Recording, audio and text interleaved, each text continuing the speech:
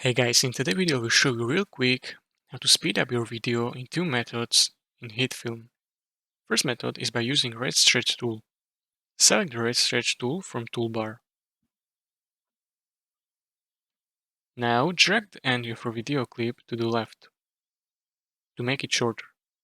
This increases the speed. Second method, right click on clip you want to speed up. Choose speed and duration from context menu. In the speed and duration dialog, increase the speed value to your desired speed. Click OK to apply changes.